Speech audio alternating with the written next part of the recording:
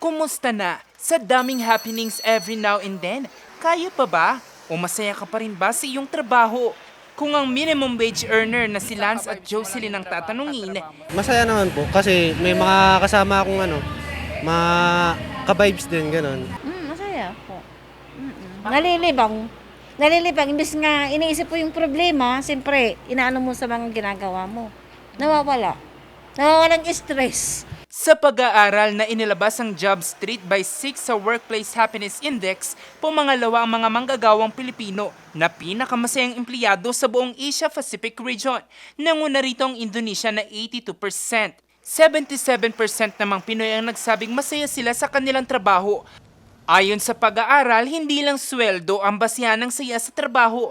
Mahalaga na rin daw ang meaningful work, career growth, well-being at sense of purpose. Mas nabibigyan na kasing importance yung mental health in the workplace.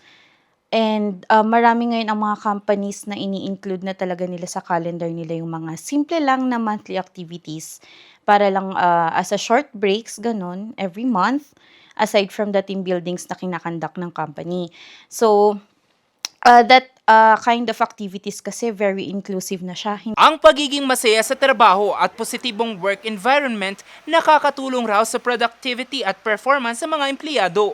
Masasabi din natin na kapag happy ang employee sa work niya, syempre mas motivated siya na pumasok, gawin yung mga works niya. Para mapangalagaan pa ang mga empleyado, tiniyak ng Department of Labor and Employment ng DOLE ang mga programang poprotekta at magsusulong pa sa karapatan ng mga empleyado. In place ang aming mga programa, nakahanda kami dahil this is also in recognition or this is also in recognition of the directive of our president on the uplift, di ba? So ito kaagad ay meron kaagad na direktiba na ibinabasa sa amin na we have to cater to our members of the community who are affected by the present crisis. At dahil weekend naman, dapat lang na huminga muna.